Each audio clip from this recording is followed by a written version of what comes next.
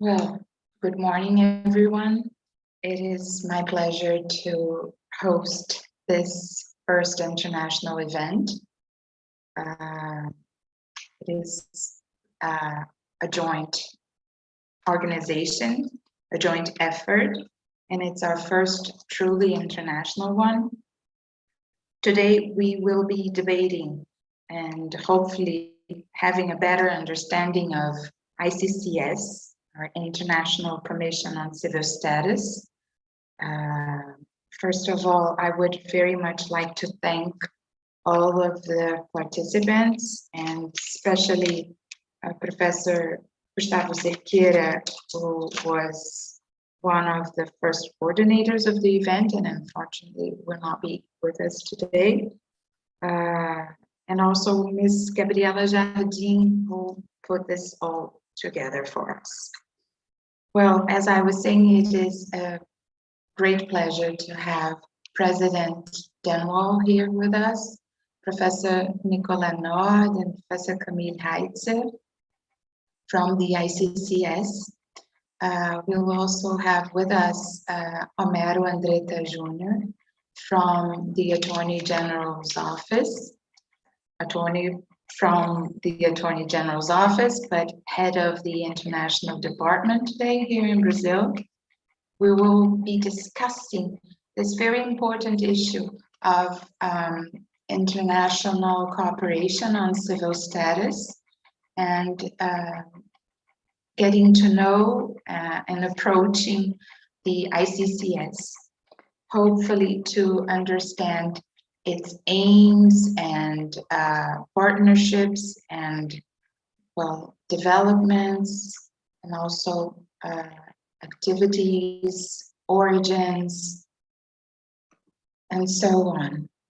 So it is with great honor that I now give the floor to Madame Dennewald.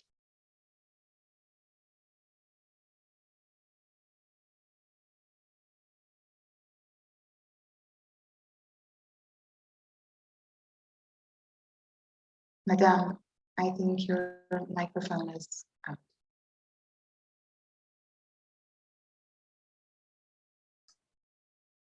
Sorry, excuse me. So a second try. My name is Jeannine Dennewald.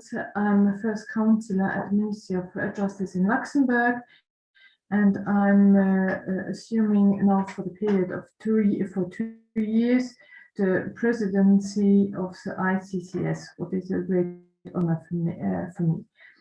We are very, very happy for this event because Iccs is an organization which had been founded in 84 of the last 1984, and at the beginning it had been an organization only for European countries, but at several moments we realized that it is very important also to have a contact with other countries over the world, and especially because we have many citizens of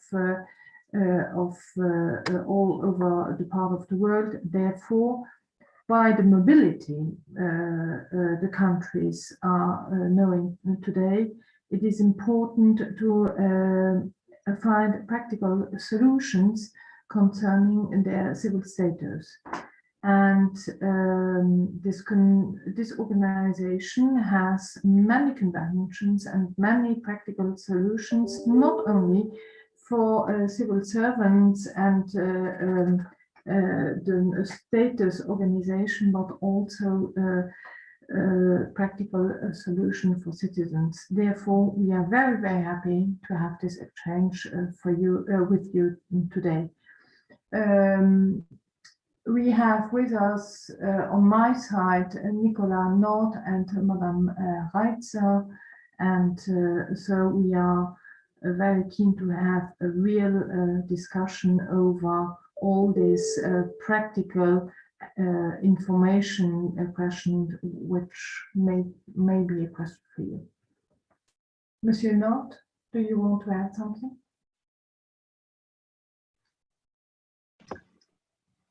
No, it's fine for me.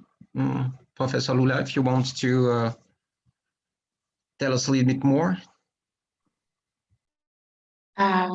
Well, we had arranged a presentation from your side and a debate that would be sustained by Professor Romero, mainly because he is the head of the department that today deals with international civil cooperation on the judicial Brazilian side on civil matters. But since I intervened, I would like to point out that Ms. Lalisa Friedrich is also with us today.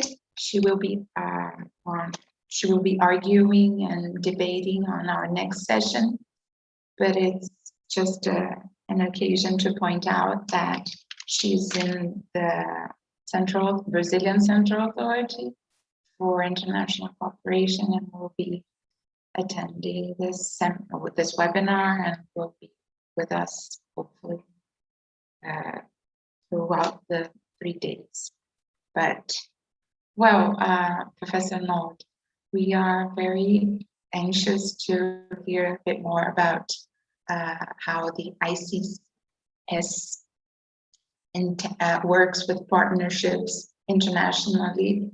We do understand that it's an European organization, intergovernmental, mainly European, but as President Dennewald mentioned, we know that it can be extended to non-Europeans, and we are very curious to hear you speak a little more about that, mainly because we do understand that we have a gap on our international cooperation agreements, even considering that we are a member of The Hague and Mercosur agreements and CIECs. But we do understand also that we have bilateral instruments that could be better managed in multilateral sets.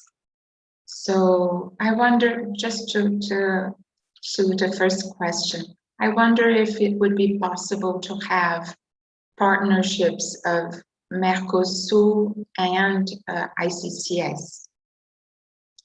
The floor, Professor. Yes, thank you very much.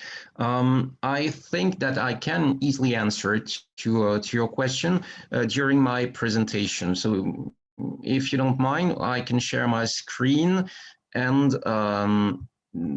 I hope to be able to give you all the answers about your very interesting and important question in practice. So I hope you can see my screen, all of you, if it's fine for you. Yes, so I'm the Secretary General of the International Commission on Civil Statutes, based in Strasbourg, so in France. I would first like to thank you very much for your kind invitation. It's really a pleasure for all of us to be with you, to have these 3 sessions. I hope it's going to be as interesting for you that it is for us. I would like especially to thank you, Professor Loula, because the organization was really efficient, the organization of these webinars. So thanks a lot. I would also like to to send my best greetings to Professor Gustavo Cerqueira. You have just mentioned him before, and unfortunately he's unable to be with us today, but he made also a great job concerning these meetings. And also a special thanks to the Société de Législation Comparée, especially the Latin America section, because they were very active for creating the relationship between us. So thank you very much to all of you. We're going to speak about the International Commission on Civil Statutes. It has been mentioned just before by our president. We are a small international organization, but we can consider that the Iccs is also a model of cooperation. So no matter about the size, we are going to focus on the activities. Why are we existing and what are we doing? Just to have a general overview on our commission, we have at the moment 6 member states. So Belgium, Greece, Luxembourg, Switzerland, Spain, and Turkey. And we also have 9 observers, loyal ones, could I say, Cyprus, the Holy See, Lithuania, Moldova, Romania, Russia, Slovenia, and Sweden. So we are working with these countries. I mentioned it before, very loyal, and even the observers are contributing to our work, and there is no more a real difference between a member and observers at the moment. I think we're gonna deal with that question a little bit later. We also have partnerships. You have mentioned it before, partnerships with several important international organizations. The European Commission, first, we have an agreement with them for more than 40 years now. It's the same with the Hague Conference on Private International Law, a good partnership. We are contributing to their work, and they are also intervening in our work. We have invitations to our general assemblies, for example. So very often we have representatives of the Hague Conference in our meetings, and we are also going to the Hague. There are some mutual discussions about some topics. It's the same concerning the UN Refugee Agency.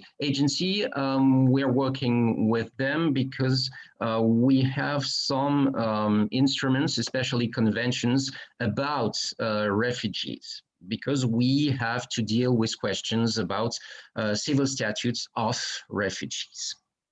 And of course, we have also an agreement with the Council of Europe, our neighbor in Strasbourg. They're based just a few meters from our seat.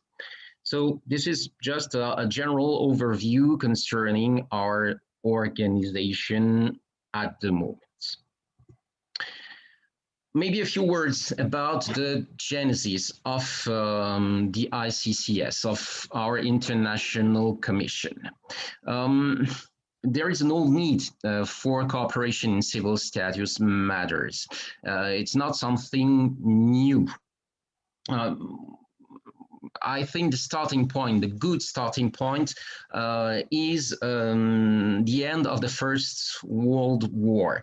As you may know, of course, in Europe, the situation was confused. Some states disappeared, others were created, and it had a clear impact on the situation of many persons. Persons who changed their nationality, they were forced to change their nationality. Some lost their nationality and they became stateless. So many situations were changed concerning especially the civil statutes in Europe. And this is why a clear need for cooperation between the different European states appeared at that time.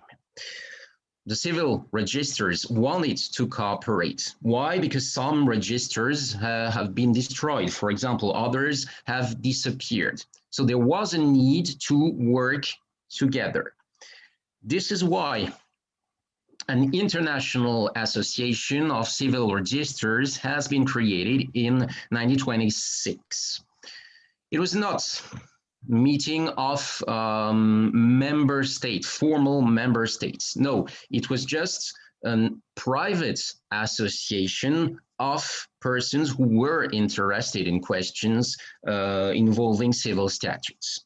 And there were representatives of Germany, Belgium, France, Luxembourg, the Netherlands, and Switzerland. So an informal organization to discuss about civil statutes, to exchange information, to talk about good or even sometimes bad practices. This can be considered as the starting point of the cooperation in Europe concerning civil statutes matter.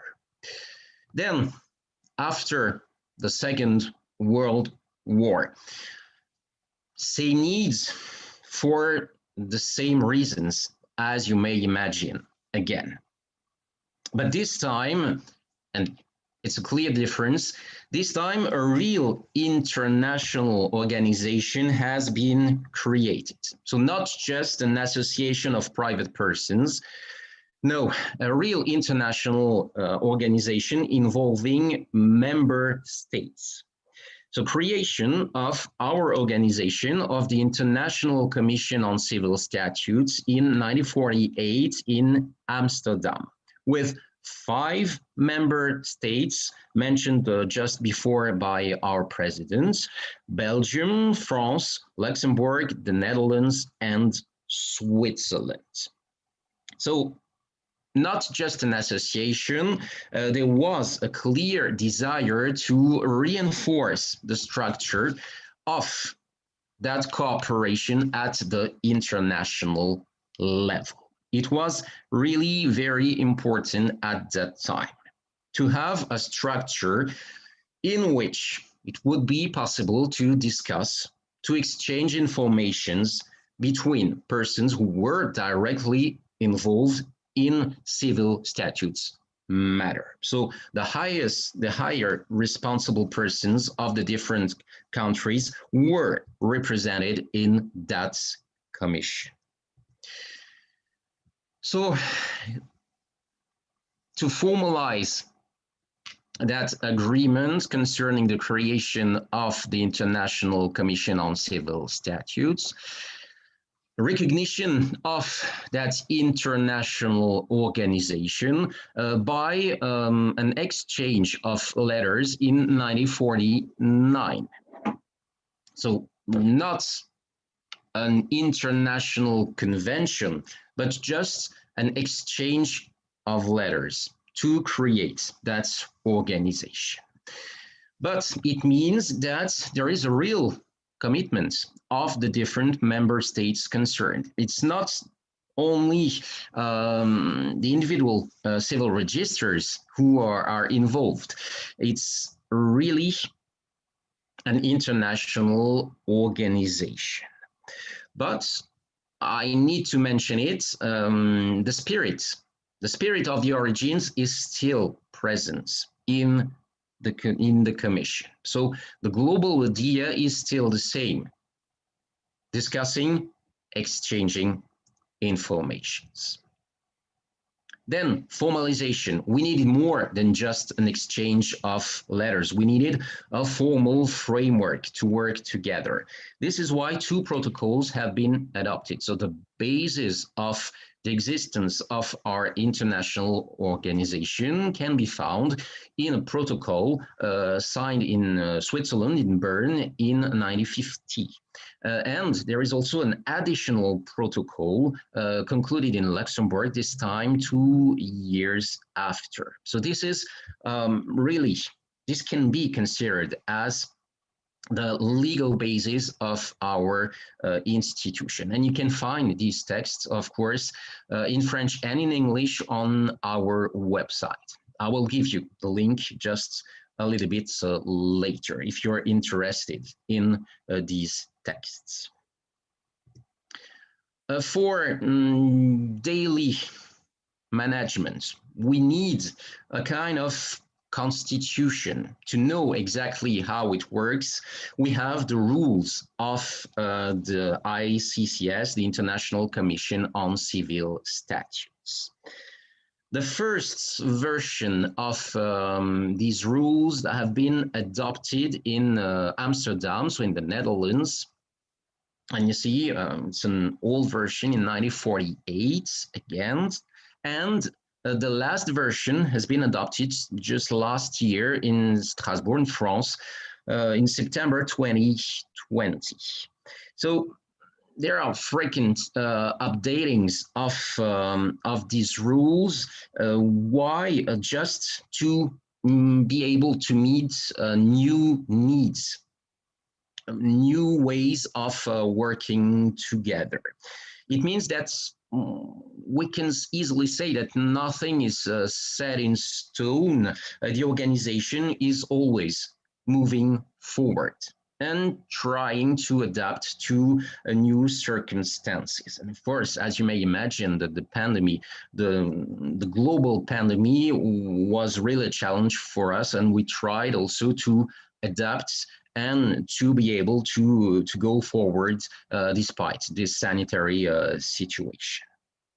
So very flexible approach in these rules in order to find the best way to work together with the member states, with also the observers, and also with our partners. The general aim, why?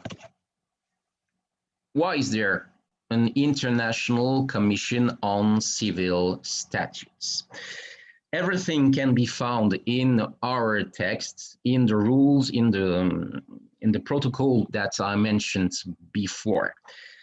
General aim is easy to identify. The Iccs exists to facilitate international cooperation in civil statutes matter and to further the exchange of information between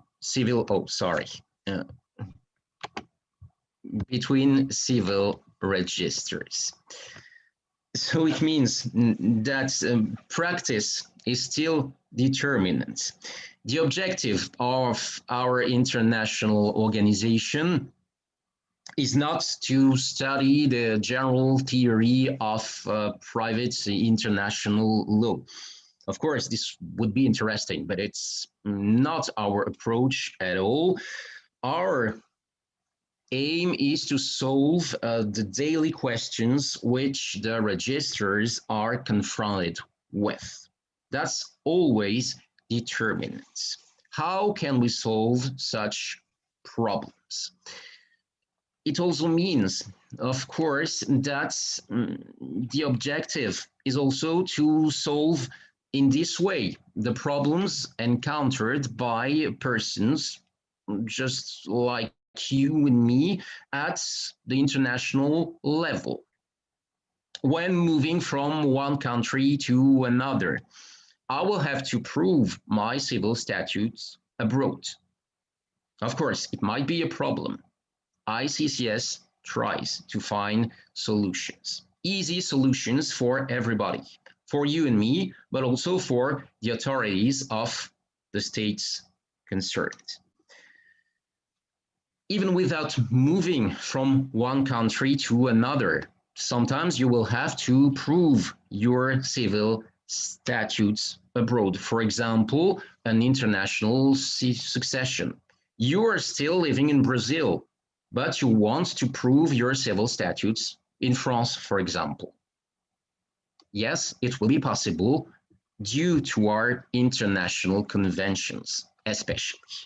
So we will create some instruments in order to facilitate facilitate the situations of all the persons involved in these questions of civil statutes.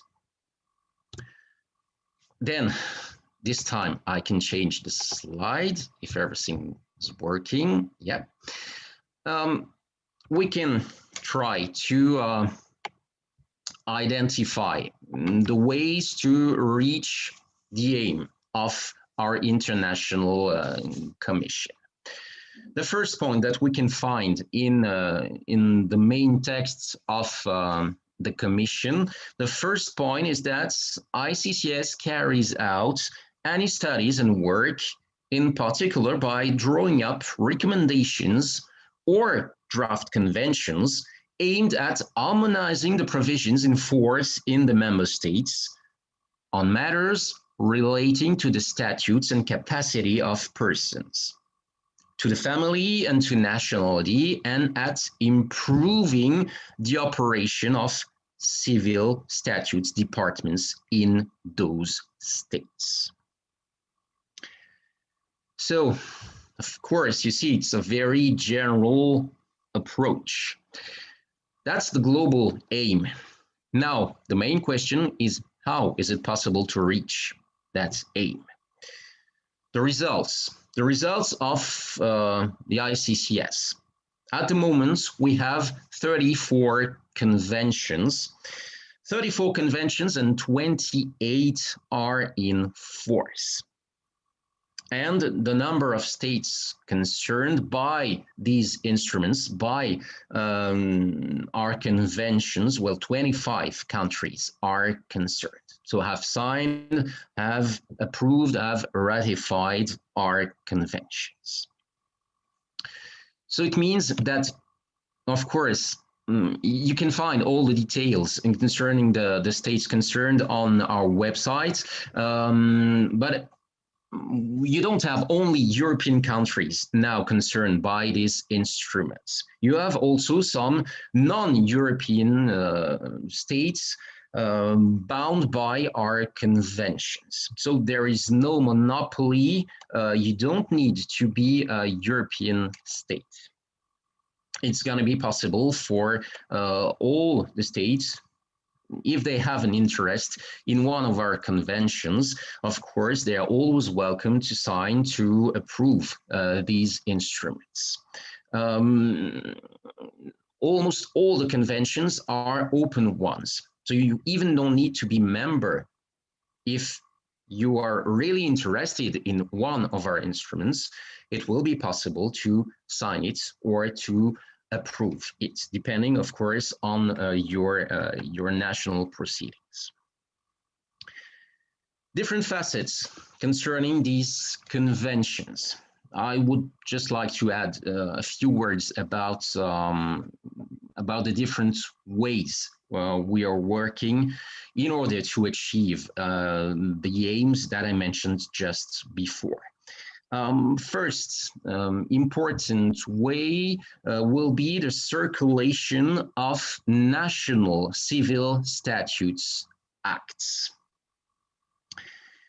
It means what? It means that each state keeps its acts, its national civil statutes acts, but there is a will in our organization, a will to establish circulation between the member states, between the states concerned by our convention, a circulation as easy as possible. So no obstacle between the different states concerned by our convention. It means what? That there is a clear benefit for the authorities concerned, but also for the persons who are concerned. The possibility to prove easily your civil statutes abroad. It's going to be very easy. You will just have to show your national civil statutes act abroad, and it will be recognized due to the different mechanisms that you can find in some of our international conventions. Then we can go just one step further with the creation of, this time, Unified Civil Statutes Acts. It means that all the countries parts to our convention, so some of our convention, will have the same acts. Unification of the acts means also that the circulation is going to be facilitated since the act is identical in the different states. The act is known by the authorities, by the registers, so it's going to be very easy for them to say, yes, of course, we will admit the act. We can give an example. Creation by one of our convention of what we will call a life certificate. The existence of a person has to be proved abroad. We have a unified act in one of our conventions. So it's a very concrete concern, evidenced by the practice. It's going to be very easy to deal with such a certificate for all the interested persons. Another point, other facet, is the harmonization of substantive law. Harmonization of substantive law, for example, the recording of surnames and forenames in civil statutes registers. The objective is to ensure that in all contracting states, the surnames and forenames of natural persons, again, you and me, are uniformly recorded in civil statutes registers. So it's a very practical problem, and I'm sure that some of you know exactly what I'm discussing at the moment, because it's very often the case for Brazilian persons who are coming in European countries. You will encounter a lot of problems because your name will not be the same in Brazil and in the European country concerned. We have some concrete solutions in order to find a real answer to such a problem, a real harmonization between the different states concerned. By the way, creation of conflict of law rules. For example, a very concrete issue, again, the question of legitimation by marriage. We have a convention, an international convention, and in that convention, you will find a conflict of law rule, a very clear one. It means application of the same law in the different contracting states. And of course, there is also a material concern, trying to facilitate legitimation by marriage. Also, another very important point, circulation of decisions this time. Decisions, not only judgments, of course, because civil statutes, well, very often you will not have a judgment, but you need to have the opportunity, again, to invoke a decision, an administrative one, for example, abroad. We have some instruments for this question also. For example, we have a convention concerning recognition of registered partnerships. You will have no judgment, you will just have an administrative act, and it will be possible for that decision to be recognized in all the other contracting states. Then a last word, but a very important one, concerning collaboration between national authorities. Again, a concrete example, we have a convention, an old one, convention on the international exchange of information relating to civil statutes, 1958. Very important solution. All civil registers performing their duties in the territory of one of the contracting states must, when making or transcribing a record of marriage or of death, he must give notice thereof to the civil register for the place of birth of each spouse or of the deceased person. So circulation of the information, and of course also an easy updating of national documents. So this is also very important. And you will find in that convention, it is really important to know it, you will find some models in order to inform the other contracting state authorities. And these model, the model exists in 9 languages. So you will not have the problem of translation, and it might be interesting for you. Why? Because in these 9 languages, you will find Portuguese. So it will be very easy to deal with such an act in many countries. You will understand an act in Brazil, even if it has been made by a German authority, for example. You will immediately understand it, and you will have the possibility then to update your own documents. So this is for one of the key points, the conventions. We also have at the moment 11 recommendations. Recommendations, it will concern, for example, good practices.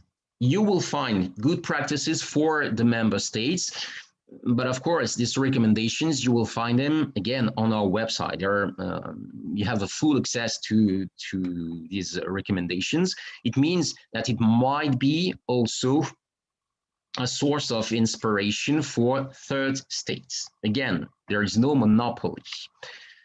Why recommendations? Well, sometimes because a convention, a formal convention, a formal international agreement is not needed. Or maybe sometimes because we know that an agreement might be difficult to reach.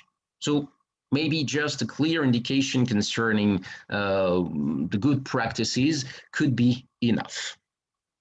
Example of an important topic that you can find in one of our recommendations, the recommendation on combating documentary fraud with respect to civil statutes. So 2005, a very important one. Of course, it was difficult to conclude an international convention on such a topic, but it is good to have some clear steps on that crucial issue, combating documentary fraud. And there is always something new to add, of course, on such a question. It may be used in practice, of course, and it can be, I mentioned it just before, a source of inspiration for legislation. Not only for member states, but very often we can identify the origin of an evolution in a non-member state. Well, the basis will be one of our recommendations. I must just add one word. It's the same for some of our conventions. Our conventions can also be considered very often as a source of inspiration, especially for the European Union. European Union has used some of our conventions. They have introduced some of the mechanism I have mentioned before in European regulations. So it means that we are doing very often the first part of the job, and then it can be used by other organizations, by other countries. It works like this. So we are at the beginning, at the initiative, and others are also using what we're doing. Also important to mention, we have some plurilingual comparative law studies. We have several ones. Maybe I can just mention some of them. You see the list on the slide. The question, very important at the moment, surrogacy and the civil statutes of the child. You find it in 2 languages, French and English, on our website again. Question, again, there is always something to say on that question of bogus marriages in 4 versions, French, English, Italian, Polish. And the question of persons deprived of identity and civil statutes documents. So in French, in English, and in Polish. These plurilingual comparative law studies, they're considered as references in the member states, but also in third states, especially in the legislative process. For example, surrogacy, the study on surrogacy is very often mentioned. We had an example just a few weeks ago in France. There was a discussion about surrogacy. Should France adopt a new law about surrogacy? And the study, the Iccs study on surrogacy has been clearly mentioned, because you will find a lot of informations about different laws, not only in the member states, but even concerning other states. Then, second way to reach the aim that we mentioned before, Iccs compiles and keeps up to date a documentation on legislation and case law, setting out the law of the member states on the aforesaid matters. So you will find a lot of informations about civil statute matters on our website. Examples might be given. You will find an international practical guide to civil statutes. It's a manual for practitioners, but not only. Of course, for researchers, for professors, it might be also something really interesting, because you might ignore the way the civil statute is organized, the registers are organized in another country. So you will find informations on a large number of national laws, especially the organization of the civil registration services.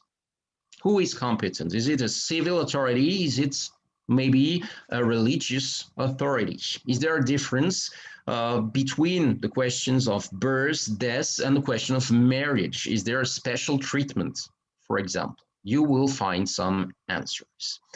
And you will also find the annual Secretary General's report. It means that once a year during the General Assembly, the Secretary General is establishing a report concerning the news on the laws of member and observer states. So you will find all the informations about what happened during the last months in the different states involved in Iccs. And this is also happening sometimes. Iccs provides, on the basis of that documentation, information to the authorities of the member states. It means that if there is a problem in one country, an authority has a problem, needs to apply the law of one of our states, member states, it is possible, of course, to have a direct communication. An authority of Luxembourg needs to apply the law of Switzerland. It will be possible for these two authorities to discuss together directly, but it is also possible to contact the Secretary General in order to get such an information. So it is also part of what we are doing. On the basis of the informations that we have, it will be possible to inform the national authorities of our member states. And it works very well. We have a lot of questions at the moment concerning all the civil statutes. Maybe the main question at the moment, most of the questions are about marriages. We have very often some questions about that topic. So I will stop and I will leave the floor to Camille Reitzer, who is the Deputy Secretary General. Do you want to keep the slides or do you want to share your screen? We can't, your microphone is still off. Yeah.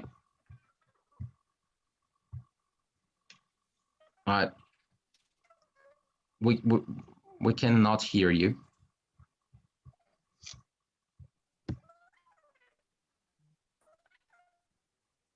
It doesn't work.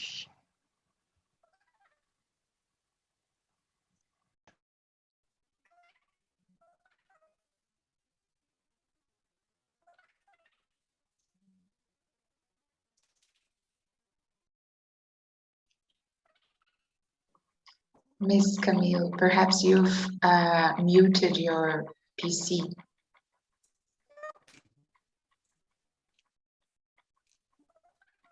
No, we can't hear you.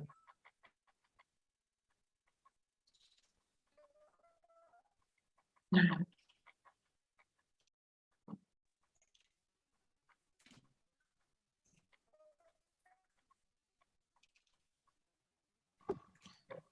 I think the microphone is on, but we can hear some sounds, but not enough for you to speak. So I don't know if you can change anything. Yeah, perhaps you. Yeah. What are you? Oh, I think perhaps we've heard you now. Can you hear me now? Yes. Is it better? Yes. Ah, okay. I'm so sorry. Excuse me. Working.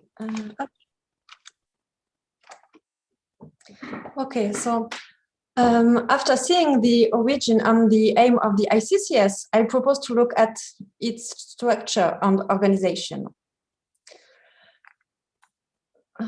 First of all, I would like to stress the fact that since 2019, we have two official languages, French and English.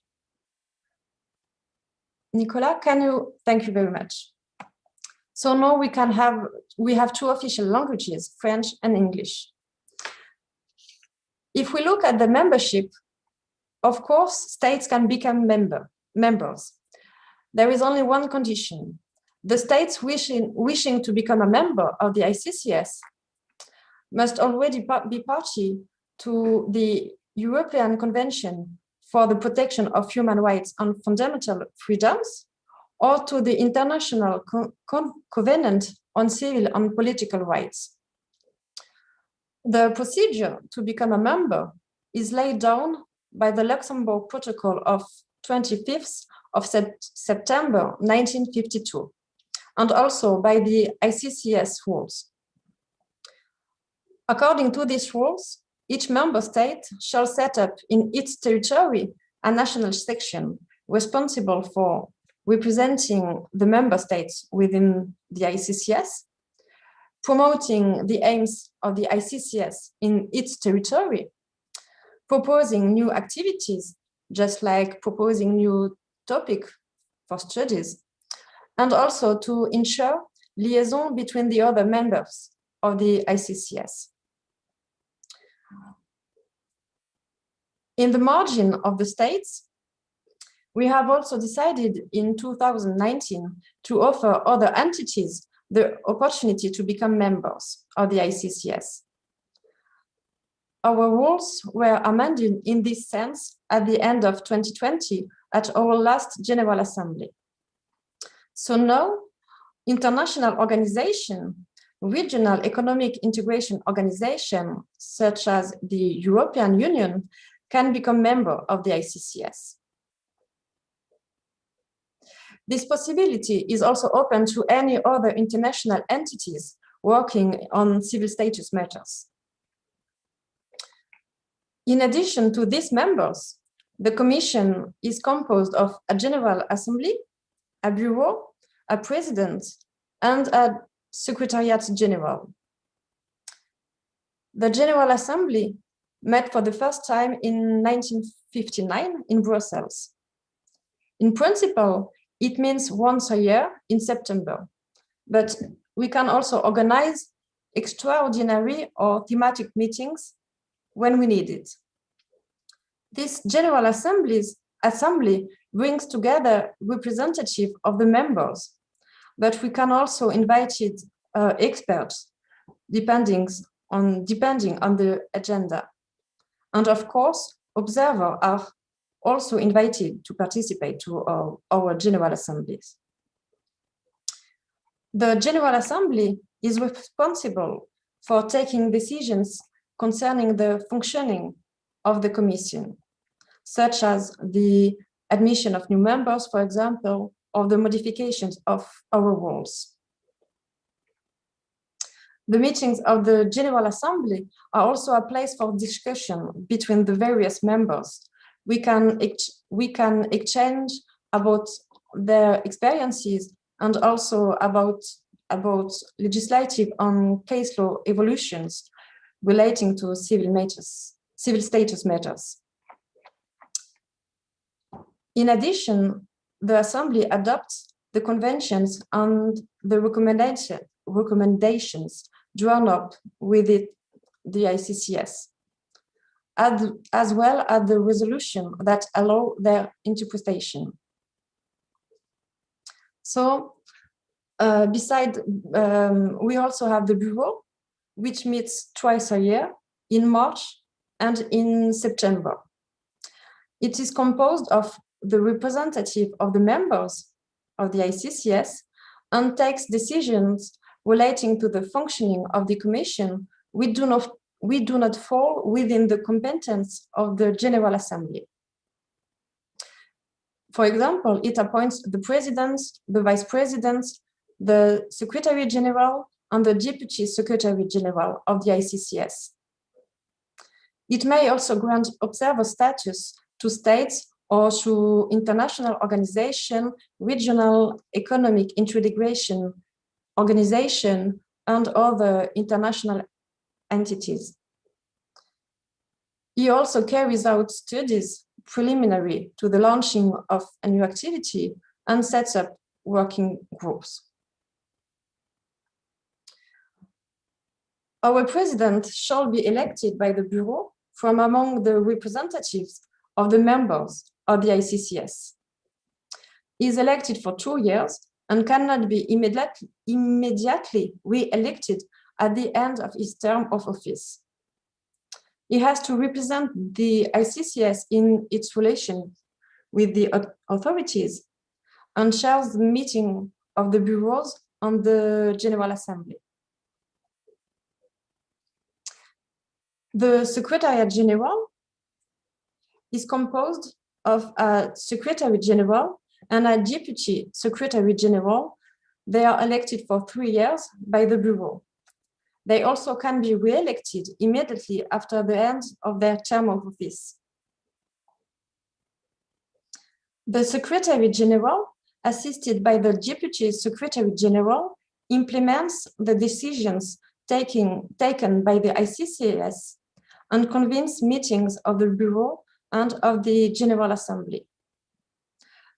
Moreover, he has to ensure liaison between the members of the Iccs, and he can also, with the agreement of the President, ensure liaison and collaboration with the other interested institutions.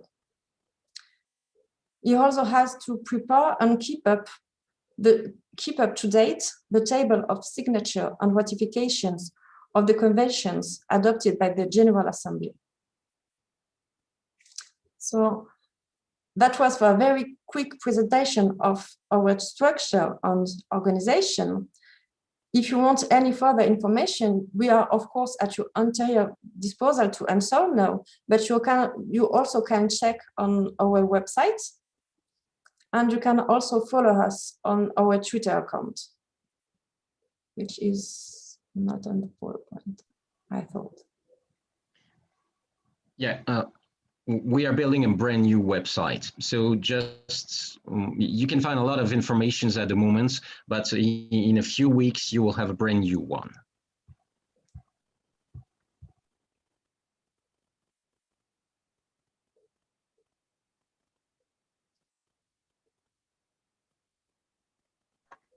Okay. Well, thank you for your brilliant presentations. I think we will get to the questions, but first I would like to pass the floor to my colleague.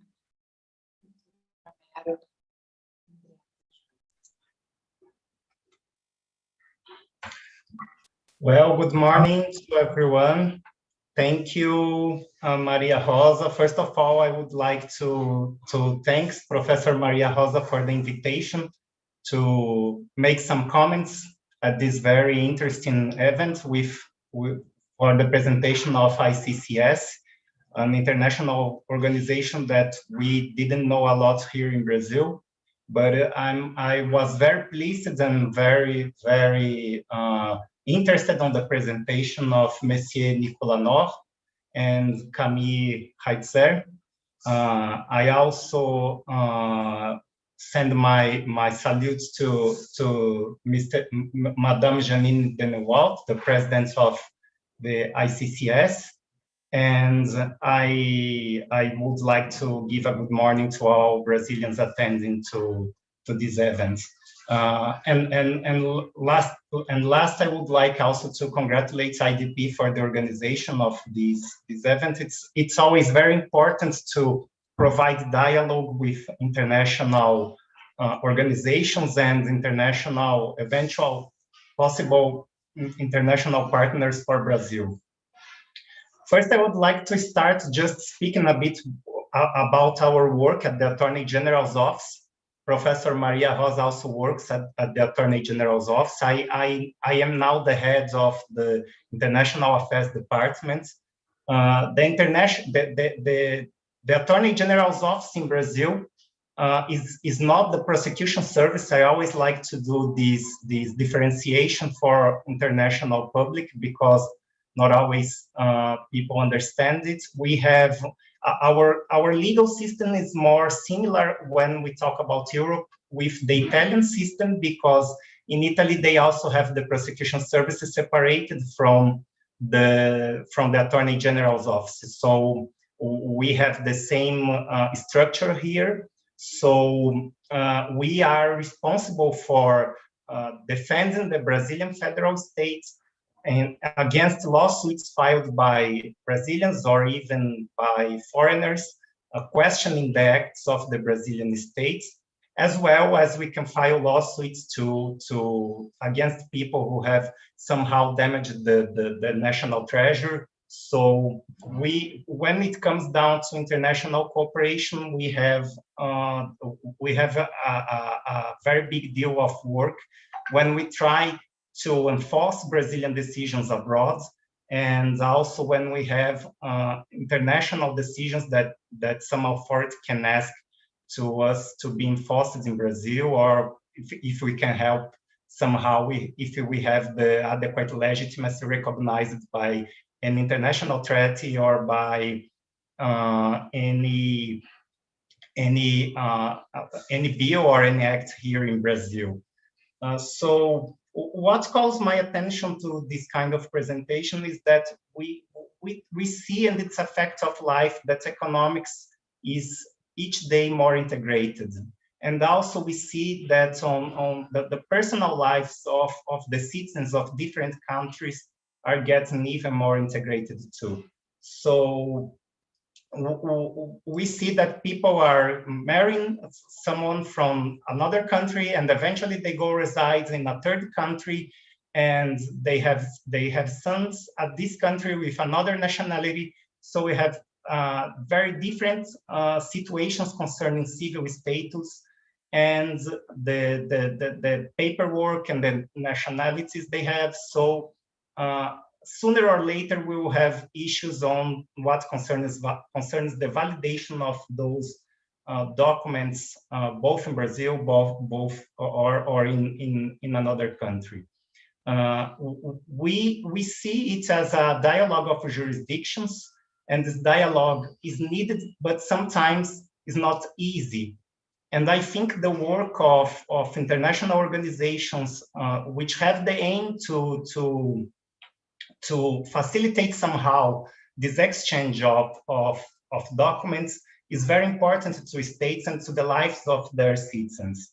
And it was, I think the work of Iccs, for what I saw, the validation of the decisions, not only judicial, is very interesting. I think this is very interesting for Brazil. We, in fact, see that one of our greatest difficulties are to enforce papers and decisions from public administration or even from registrars that are not recognized by the most common system of international legal cooperation. Because what we see quite frequently is that the system of international cooperation is too much or heavily attached to criminal decisions. And when we go to the civil fields, to the administrative fields, we lack material, we lack international treaties, and this all generates very, very important difficulties when it comes to solving problems, both for the Brazilian state, for the Brazilian citizens, and also for the foreigner citizens that lives in Brazil or want to live in Brazil. We have, I would like to highlight, it was mentioned, the question of the refugees. We at the Attorney General's office, we oversee lots of lawsuits filed by foreigners who are seeking the status of refugees in Brazil. Although we don't live our best economic times, it's for sure that we have lots of refugees in Brazil. Historically, we have been receiving some refugees from Middle Eastern countries in a global effort to relieve some crises like the one that we had some years ago in Syria. And most recently, we have lots of refugees coming from Venezuela. And today, I can say that the Venezuelan refugees, or the people who claim to be refugees from this country, are resulting in a lot of lawsuits against the Brazilian state, because sometimes the administrative authorities do not recognize them as refugees.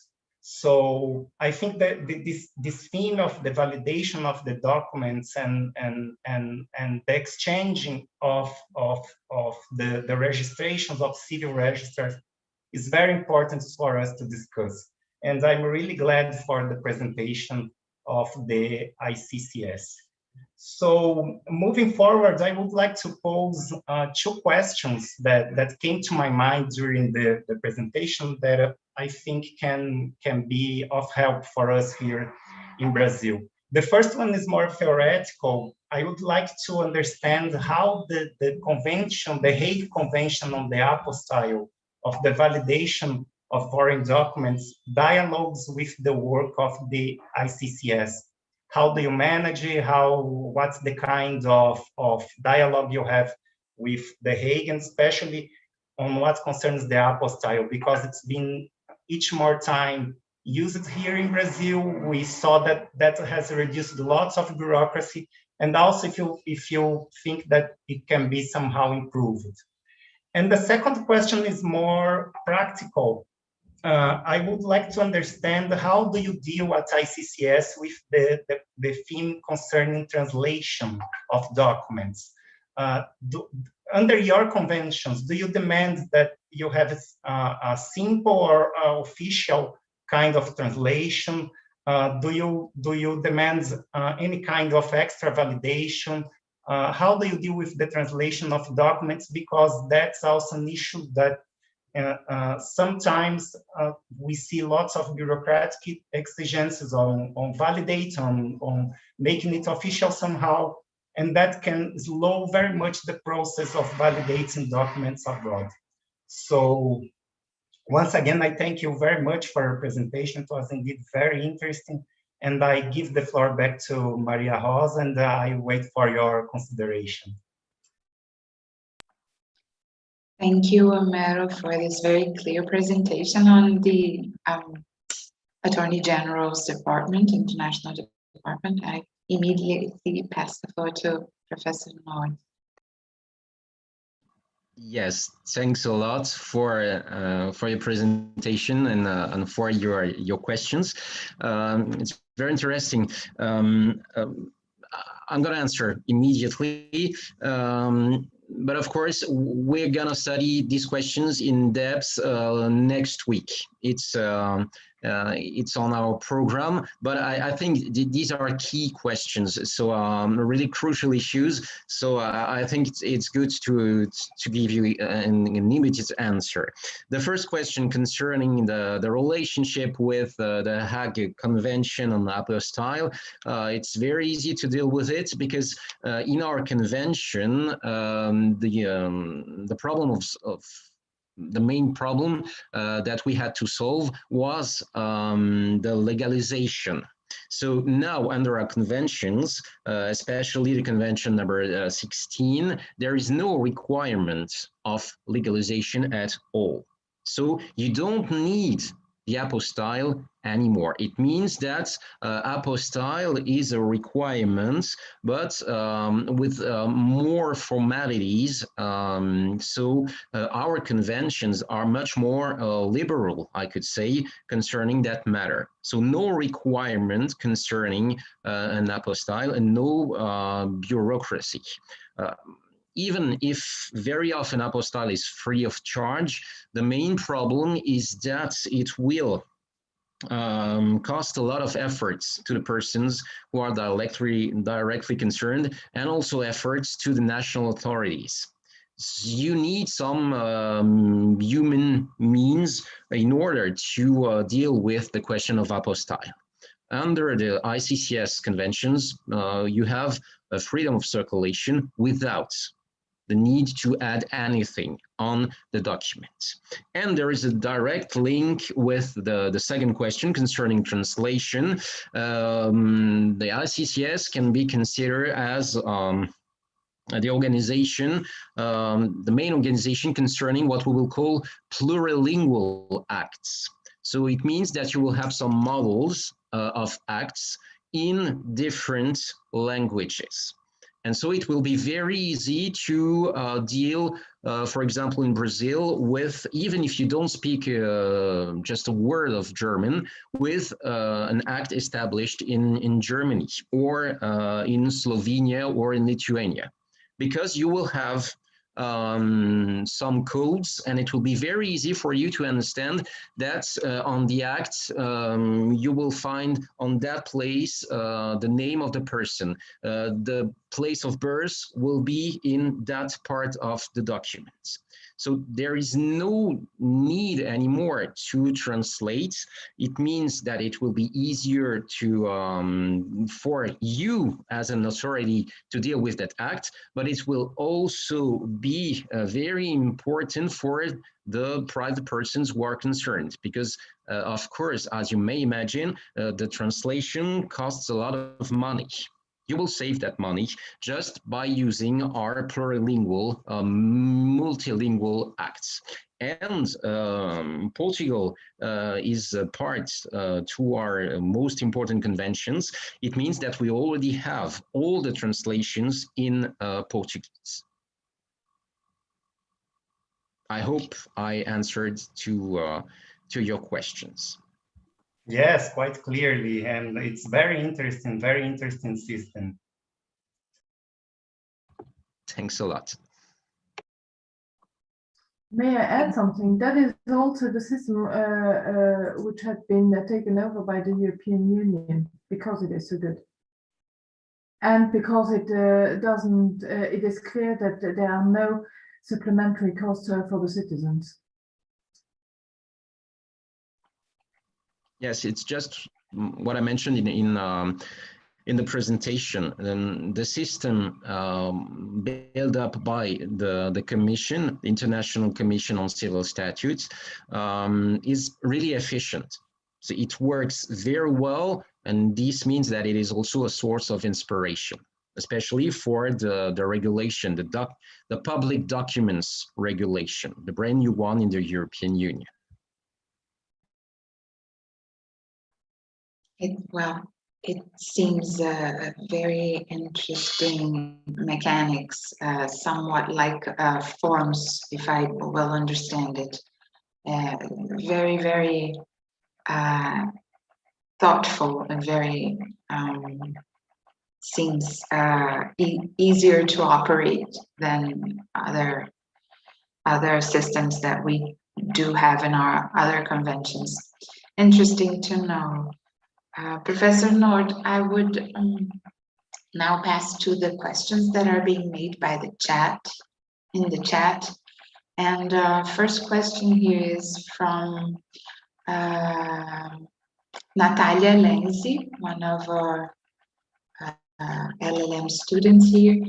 And what she says is that it wasn't able to fully understand the procedure to obtain information through the Iccs conventions. And her question is specifically would it be possible to explain a little further if each member state indicates a national authority to be responsible for this exchange, or what the detail of the system would be? Yeah, thank you very much. Both systems are possible. So direct communication is possible. I mentioned it for the convention concerning exchange of informations. It's going to be possible for national authority, for a person in charge of a register in a city, for example, to give directly the information to the person who is in charge of a register in another city, in another member state. So direct communication is the easiest way, but sometimes maybe you will ignore who is exactly in charge of that register. So it's going to be possible also to use a more maybe complicated way through the national authorities. Everything depends on the convention concerned and on the concrete situation. Sometimes direct communication is the easiest way. Sometimes you will need national authorities. So both ways are possible. But once again, I think it will be the topic of our third meeting. So maybe we will give more details concerning each convention at that time. But maybe Mrs. Dennewald wants to add something concerning Yes. That question. Thank you very much. This time I want to add something, not in my quality of presidency, but in my quality of the Luxembourg section. So each member to the Iccs has a national section, and the composition of this national section is up to the member states. But what is really a very, very good system, that is this national section, the profile and the names of this national section of each member is given to the Iccs, and so I have a concrete, I have a name and a phone number and an email address where I exactly know this is a person who knows something about civil statutes, and who is able to find me an answer, to find me the national authority, to find me the the register in which I'm interested, and that makes it very, very efficient, largely more efficient than to pass by Ministry of Foreign Affairs, Embassy. It is that is what is the quality of this convention and of the organization in the daily life for a file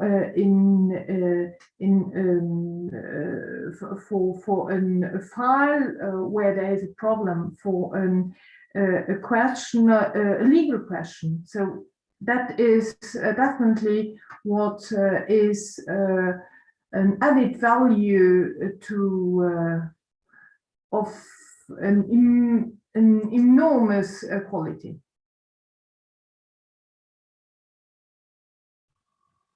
And of course, just to give one more information, the Secretary General may also act as a relay in case of problem. If there is a question or a special matter, we can help the national authorities, and it happens very often.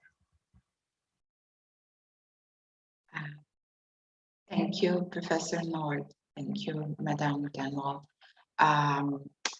I was thinking here that this national authority under the Iccs works very similarly with our central authorities, and we might get back to that on our third meeting, when we will, our second meeting actually, when we will be talking with our national central authorities representative, Ms. Lalisa. But anyway, I was thinking, if I well understood, there is no need to build a new infrastructure for the central authorities, for the national authorities. We might, if we were to be partners on the convention, we would use the structure of our national authority, or our existing central authority. So the question I would like to address is somewhat of overlapping instruments, overlapping conventions. Do you feel it is, I've heard, and the practice demonstrates that the more conventions we have, the better for the user. For instance, international lawyers would say, well, I had a prenup agreement to translate, and no convention helped me, or something like that. So the more the better. But then as a civil servant on my side, I sometimes find it difficult when we have overlapping instruments, and the difficulty to sort out the one we will be using. In Brazil, as I mentioned, we have a diplomatic option on bilateral agreements, which seems to me as a researcher, as an academic, that we should review this diplomatic assessment, because bilaterals are very, very complicated to manage. Even regarding this overlapping, for instance, we have with Argentina a bilateral agreement, a Mercosur agreement, a CDIP agreement, and sometimes a Hague. So would you have a guideline, or how do you handle this overlapping? Yes, that's also a crucial issue. We know it. I think all over the world, there's overlapping of conventions, and it's very difficult to identify the instrument that will be used. Concerning the ICCS instruments, I think that they're not real problems because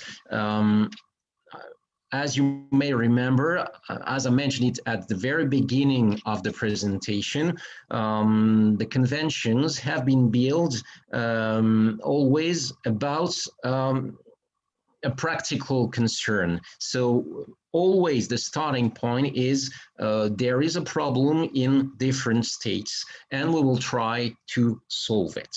So it means that if you have just a look on the different conventions, just on their titles, you will see easily that there is no risk of overlapping because we will have some very specialized conventions. And it's going to be difficult for me to tell you that maybe there is a conflict between two of our conventions. So no problem. And you will also find the concrete answers about the relationship with bilateral agreements. There are some member states bound by bilateral agreements, but each time you will have the answer. And concerning each of our conventions, you will have a report at the end. You'll find it also on our website, explaining the different articles and sometimes mentioning that bilateral agreements exist between two member states, but will no more be applied in the future. So you will find the different keys in the text itself or in the report. I think it's not really a problem. I hope so, at least. Okay, thank you, Professor. I can confirm it from the point of view of a practitioner. Great to know. Great to know. I think the key issue is really being specific on the topics. You clearly avoid the eventual conflicts, right? Professor Nord, we have another question here. It's a very, very practical one from Laish.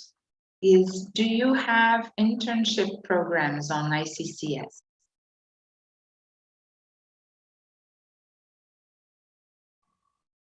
Yes, the answer is yes.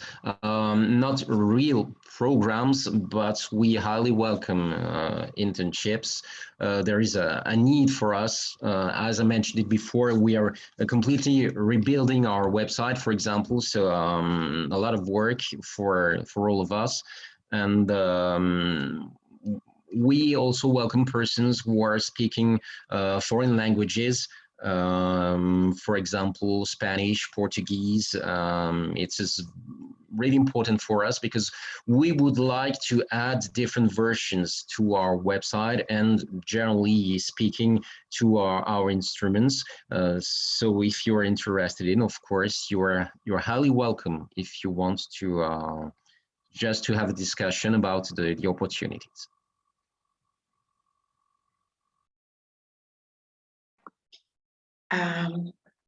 Thank you, Lais. Thank you, Professor Nord. Do you have now? It's a question from a teacher. Do you have partnership with research institutions? For instance, if we were to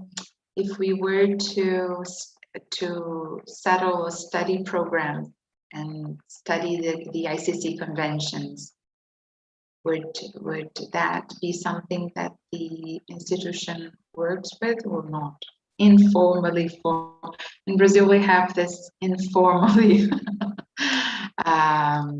way of doing things, meaning we avoid celebrating MOUs and things like that, and instead we are just trying to be hands-on. Yes, the answer is yes. We're working with different institutions, but just in an informal way. It's much better. We have organized a conference, for example, a few months ago with many different institutes. It worked very well. We have contacts also with some universities, centers of research, because they are interested in what we're doing, and they want to also to use our experience concerning these different matters. So the answer is clearly yes. And you are highly welcome. If you want to study our conventions, we would be very glad to work with you, of course.